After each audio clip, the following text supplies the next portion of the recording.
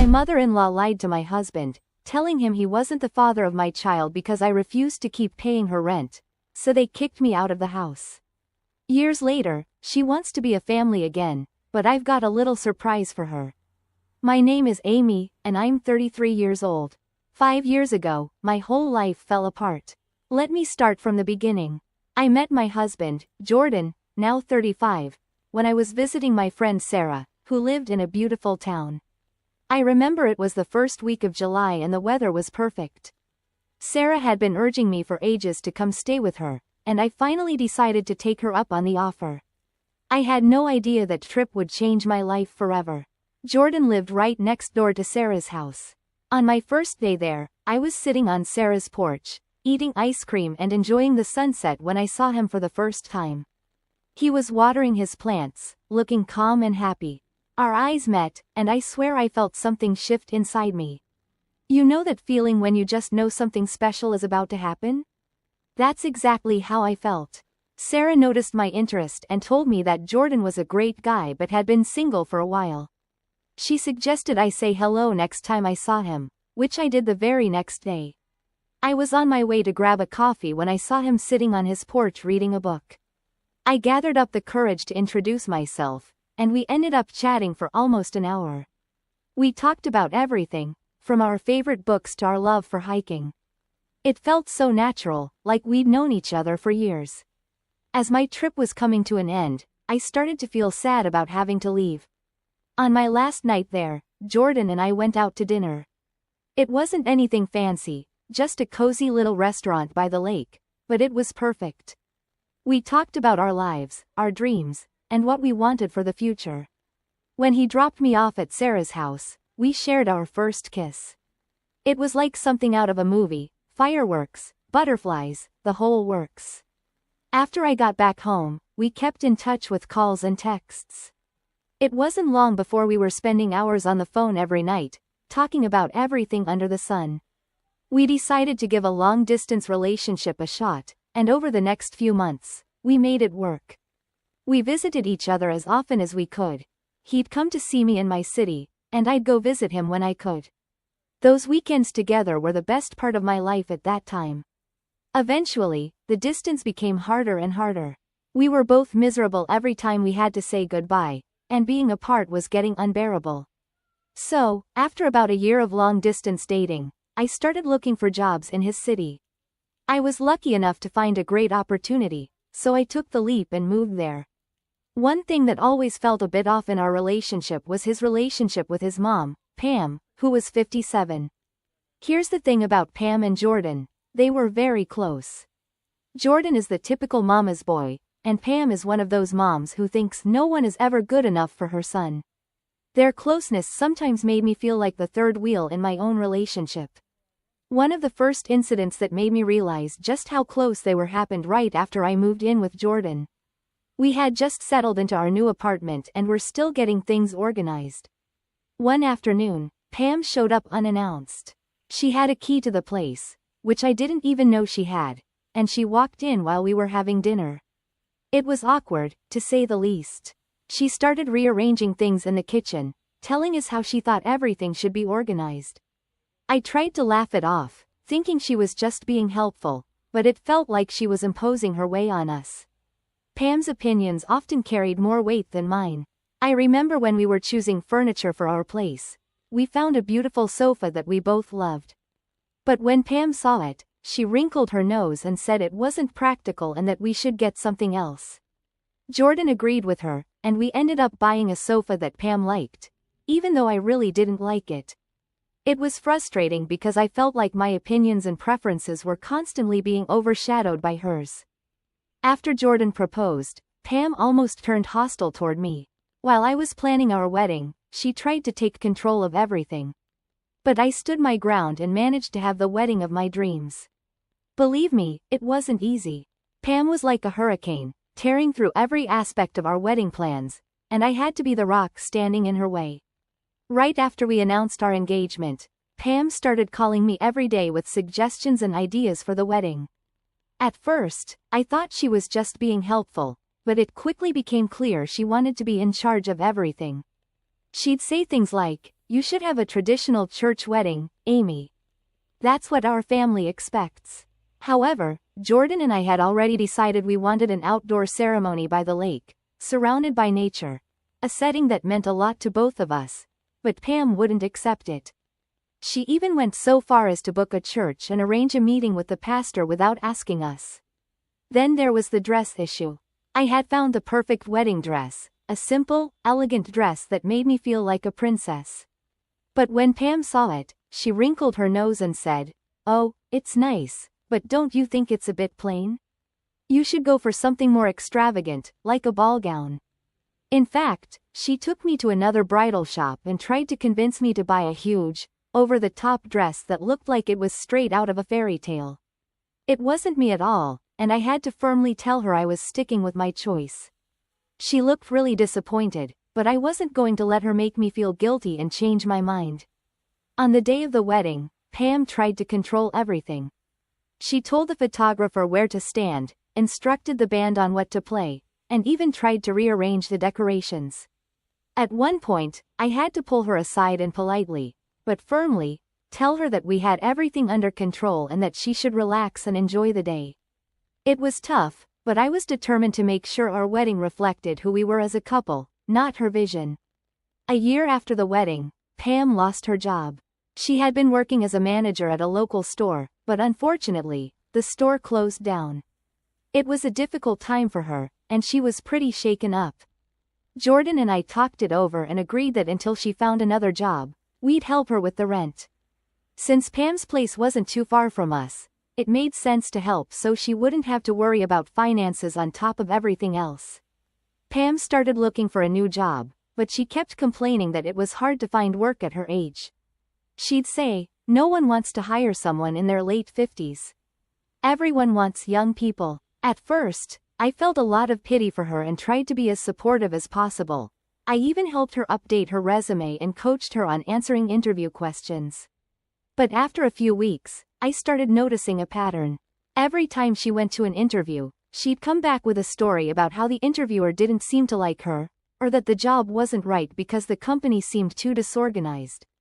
She'd say things like, "I can't believe how unprofessional these people are," or, "I don't want to work in a place that doesn't have its act together." It started to seem like she was making excuses not to take any job that came her way. A year went by, and Pam still hadn't found a job. We were still paying her rent, and it was starting to seriously affect our finances. But then things changed dramatically. I found out she was pregnant. It was the happiest day of my life. I had always wanted to be a mom, and knowing I was going to have a baby made everything seem brighter. Jordan and I were over the moon and immediately began preparing for the arrival of our little one. When I was about to hit 8 months pregnant, I decided it was time to take my maternity leave. I worked in sales, and although I still received my base salary during leave, most of my income came from commissions, which stopped as soon as I took my leave. This meant our income dropped significantly, and our financial situation became much tighter. We managed, but it was clear we couldn't keep paying Pam's rent for much longer without seriously jeopardizing our financial stability. As my due date approached, the stress over our finances weighed heavily on me. I should have been focusing on preparing for the baby and enjoying that special time, but instead, I was constantly worried about money. We had some savings, but they were going to run out quickly, and we needed to make sure we had enough to cover any unexpected expenses with the baby. We agreed that we needed a serious conversation with Pam to let her know we couldn't keep paying her rent. We decided to have the conversation the next day. Pam came over for lunch, and after we finished eating, we sat down with her in the living room. I was really nervous, my heart pounding in my chest. Jordan started explaining our situation, how my income had dropped significantly and how we were struggling to make ends meet. Pam listened in silence, but I could see her face darken as she realized where the conversation was headed. When we told her that we couldn't keep paying her rent any longer, she got very upset. She said, "How am I supposed to survive without your help? I've been trying to find a job, but no one wants to hire someone my age." I found it laughable, because that wasn't really what was happening. I knew we had to prioritize our own family's needs, especially with a baby on the way. I tried to stay calm and explained that we'd been supporting her for over a year and simply couldn't afford it anymore. I suggested she look into other options, like getting a roommate to share the rent or even moving to a more affordable place. Pam wasn't happy with that. She said she couldn't live with a stranger and that moving was just too much for her to handle. The conversation was tough and didn't end on good terms.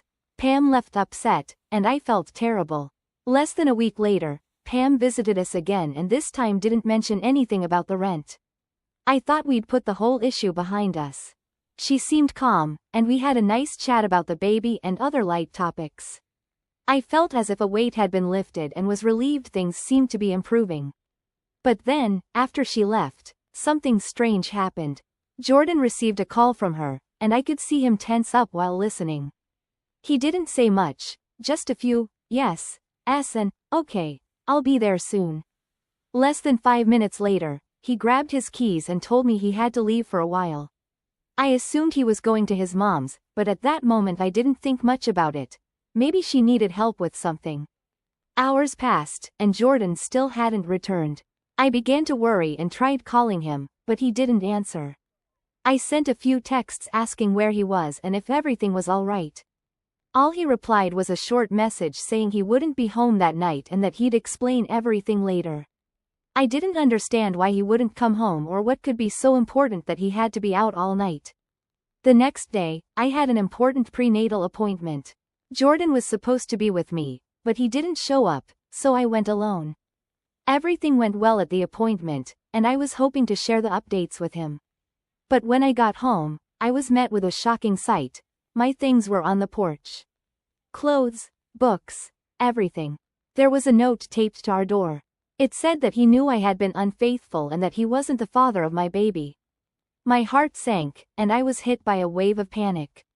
I tried to get inside, but the locks had been changed. How had he managed to do all of this so quickly? It was as if my world had been turned upside down in an instant. I didn't know where to go, so I went to my friend Sarah's house. She lived right next door to us, and I hoped she could help me figure out what to do.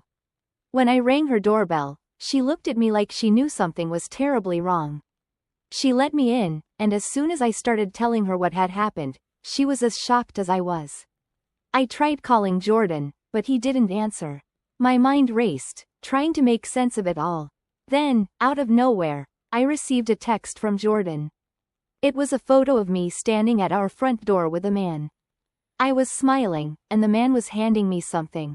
I recognized the man. He was a coworker who had come by a few times to have me sign some work documents. Nothing inappropriate had happened, he was just a colleague. I was so confused and hurt. I messaged Jordan, trying to explain that the man in the photo was merely a coworker and nothing was going on between us. But Jordan didn't believe me. He only replied that he wanted a divorce and that he could no longer trust me. It felt like a knife to the heart. I couldn't believe that it would come to this, to completely destroy our relationship. Believe me, I did everything I could to explain and calm him down, but it seemed he had already made up his mind. Something had changed in him, and he wasn't willing to listen at all. A few weeks later, I was still living at Sarah's place, trying to stay strong amid all the stress and uncertainty. I made plans to temporarily move into my parents' house to find some stability, but I couldn't travel at that time due to how far along I was in my pregnancy. It just wasn't safe for me or the baby. I needed help, so I asked my mom to come and stay with me. She flew over the next day, and it was such a relief to have her by my side during this difficult time. My mom helped me find a small apartment nearby. It wasn't much, but it was a place where I could start over. I used the little money I had saved to sign the lease, and my parents generously lent me money to help cover the baby's expenses. They have been my unwavering support throughout all of this, and I couldn't have made it without them. It was humiliating to depend on my parents like that, but I was grateful for their support. I had to give birth to my baby without my husband. My mom was there, but I still felt incredibly alone. After a month, I kept trying to reach Jordan, sending him texts, photos of our son, doing everything I could to make him believe that he was his father. I even suggested we could do a paternity test and that all I needed was a hair sample from him, but he wasn't willing to even try. It was as if he had shut me out completely. Then, one day out of the blue, he sent me the divorce papers. I was furious and shattered at the same time. I didn't know what to do. I felt so helpless and abandoned. I had no choice but to hire a lawyer. I figured that if Jordan didn't want to accept his child, then fine, we didn't need him. I was determined to move on for my son's sake. The lawyer was very understanding and helped me navigate the entire process. I decided to include a clause in the divorce papers stating that Jordan would relinquish his parental rights. I was shocked when he signed the papers happily without any objections, as if he didn't even care.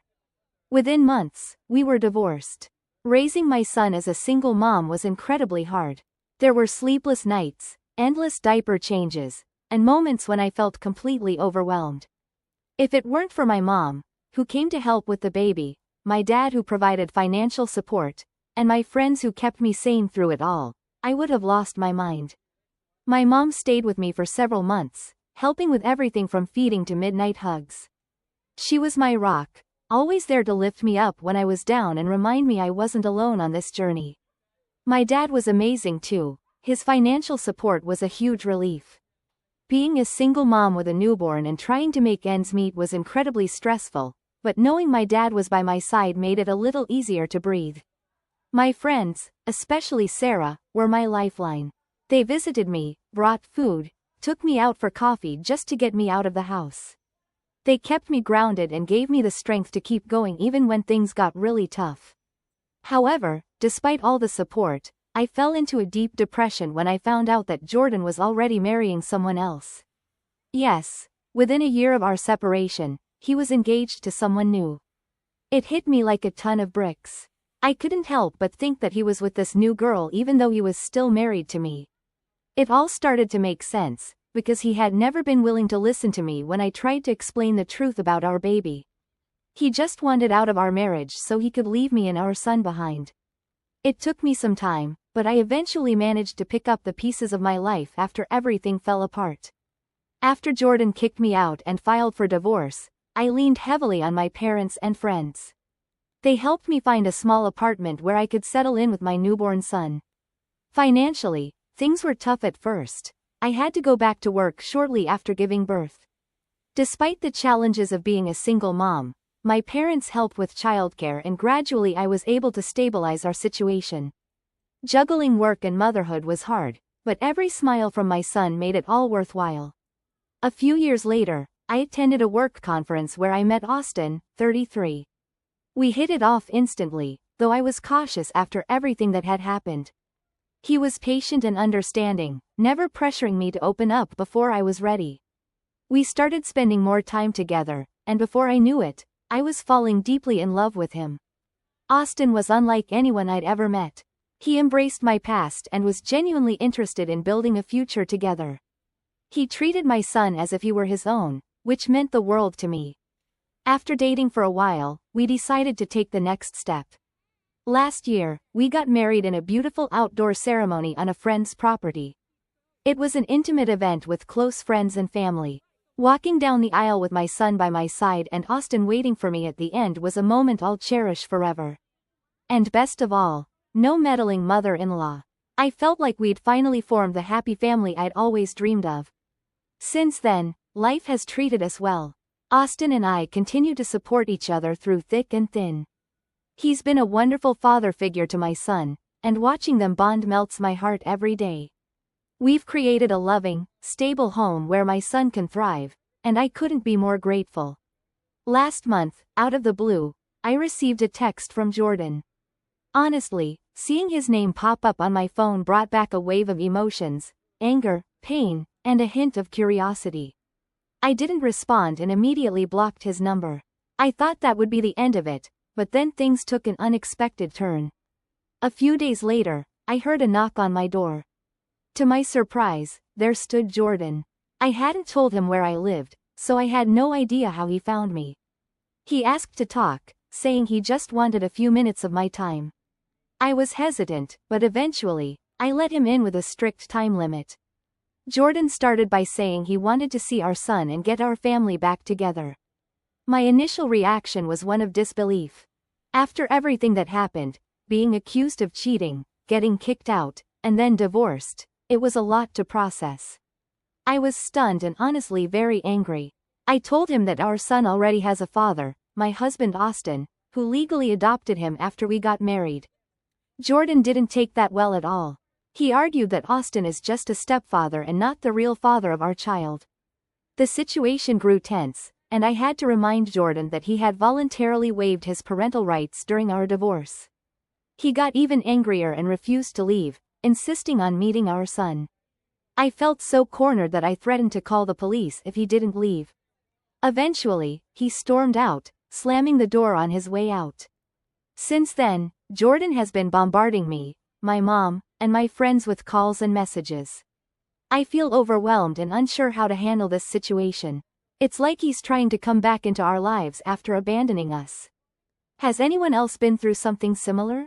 Any advice on how to deal with Jordan's persistence without jeopardizing the peace of my family would be greatly appreciated. Thank you in advance for your help. Before continuing, don't forget to subscribe. New stories every day. Update 1. I wanted to update you all on what's been going on since my last post. First off, thank you so much for all your support and suggestions. They truly mean a lot to me. After Jordan showed up unannounced and started harassing us, I decided to get legal advice. I reached out to a lawyer and explained the entire situation. She assured me that legally, Jordan has no rights over my child.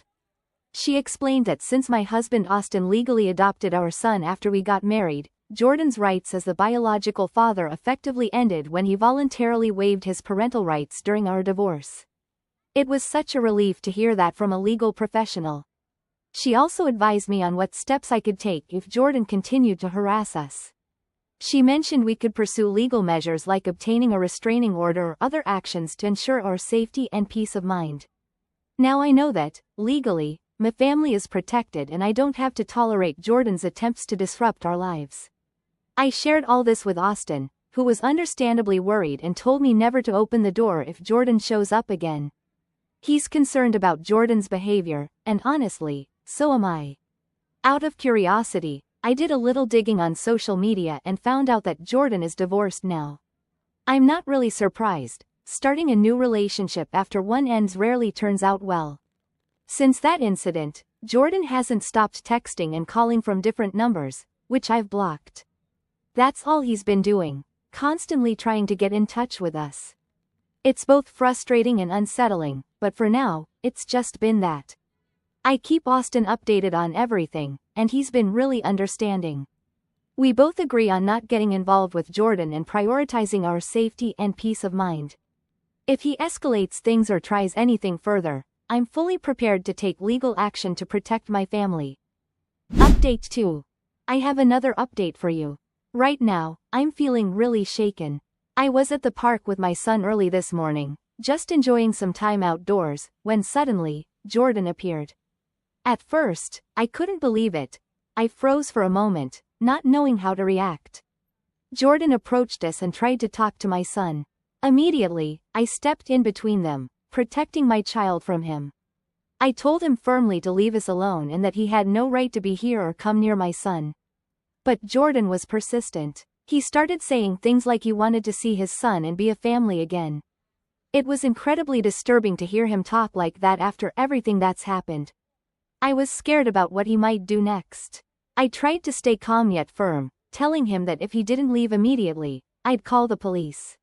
I could see the surprise and anger on his face, but I didn't back down. My top priority was protecting my son and ensuring our safety. After what felt like an eternity, he finally backed off.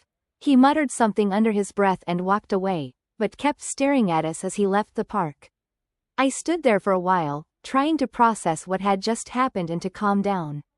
Once I got home, I immediately called Austin and told him everything. He was furious and worried, but he assured me that we'd take every necessary measure to keep ourselves safe. He even insisted that I should have called the police right then, but I was so stunned that it didn't even occur to me. Now I feel scared and anxious about what might happen next. Jordan's behavior is becoming more unpredictable and aggressive, and I'm not sure how to handle it. I'm seriously considering getting a restraining order to protect both my son and myself from any future encounters. Update 3. I wanted to share how things have been going with Jordan. It's been a roller coaster, but I think things might finally be settling down. After the incident in the park, when Jordan showed up unexpectedly, I realized I couldn't keep living in fear of him. So, I made a decision.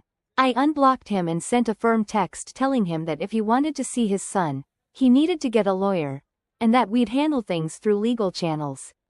I didn't want any more surprises or confrontations. I even made sure to have my attorney with me when we met. Austin was there too, supporting me. It was important to have that backup. When Jordan and his lawyer arrived, we had a serious discussion. My lawyer clearly explained the situation. Jordan has no legal rights over my child. She made it crystal clear that any further attempts to contact me or my son would result in legal action, even involving the police if necessary. I believe the formality of the meeting and my lawyer's firm stance finally made Jordan understand the gravity of the situation. Since then, he hasn't tried to contact me again. He's been quiet, and I'm incredibly relieved. Of course, I'm still cautious. I don't know if this whole Jordan saga is truly over or if he might try something again in the future. But for now, I'm taking it day by day and focusing on moving forward with my family, Austin and my son. Update 4. Unfortunately, I have to give you another update because Jordan returned to my house again. Luckily, Austin was with me today. When he saw Jordan standing outside in the yard, he went out to confront him. Austin told him to get out and never come back unless he wanted trouble. Even though Austin is taller and bigger than Jordan, that didn't seem to intimidate him, and he started yelling at me to come out. He insisted on seeing my son, and there was no way I was letting him stay. So I called the police. I even told him I was doing it. When 2 officers arrived, a woman and a man, we explained what was happening.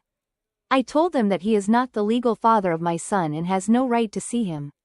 The female officer escorted me inside while Austin stayed outside with the other officer, who explained that Jordan couldn't be there and needed to leave or face arrest. He kept yelling that he was his son's biological father and that he needed to see him, refusing to leave. Finally, the officer handcuffed him and put him in the back of the patrol car. Even then, he wouldn't calm down and kept shouting the entire time. This happened 2 days ago, and this morning we met with our lawyer to draft a restraining order to keep him away from us and our son. We'll see how that goes. Update 5. I'm back with another update, 2 weeks since the last one, because today I got home and found a letter taped under the door. It didn't have any writing on the outside, but I had a feeling it was from him. My lawyer has it now. It will be used for the restraining order, which in our state can take up to a couple of months to be granted, even though it's been 2 weeks. In any case, it was a letter explaining why, seemingly overnight, he wanted to be my son's father. It was a bit long and written in a disjointed way, making it hard to understand. I had to read it a couple of times before I deciphered what it was saying. So here's the summary. First, his ex-mother-in-law had passed away a few months ago. I won't lie, it feels good to know that, since she was the one to blame for everything. Although, at the same time, I'm not sure if I should be thankful because if it weren't for her, I'd still be married to a psychopath, or whatever disorder he has. The letter also mentions that his mother had lied, not just with the photo that actually showed nothing, but with other things she had told him. She claimed, for example, that she'd seen me arriving at our house with someone or noticed that I was acting strange with my phone around. I don't know what to think, if this is all just an excuse now or if he really believed it. Then I remembered that he always took his mother's side, so it wouldn't be surprising if he had. After that, there were some insults aimed at me for not fighting for him and his family, which is the funniest part of the whole affair.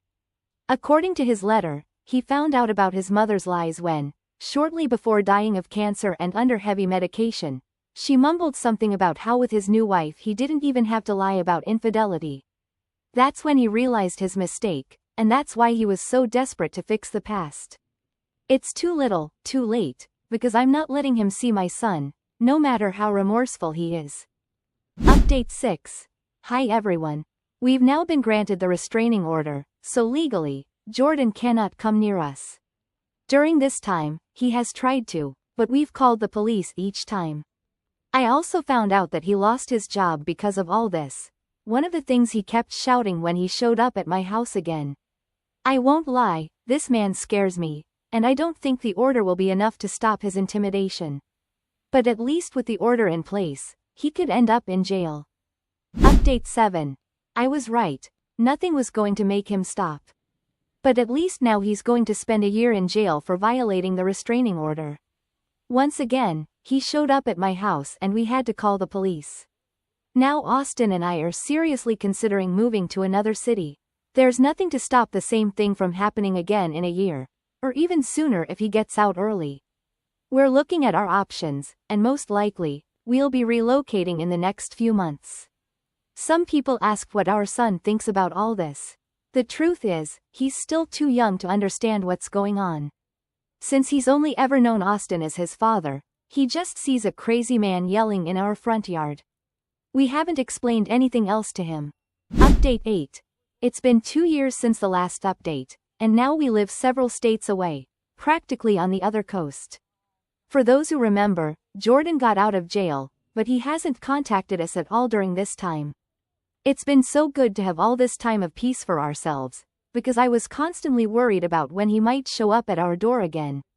I know some people call me a bad mother because I don't want my son to see his biological father. But he rejected every attempt to be his father in the first place, and I certainly don't want someone so unstable anywhere near my child. When he's older and can understand everything, we'll explain that Austin adopted him and everything that happened. But for now, we are his parents, and we're going to do what we believe is best to protect him.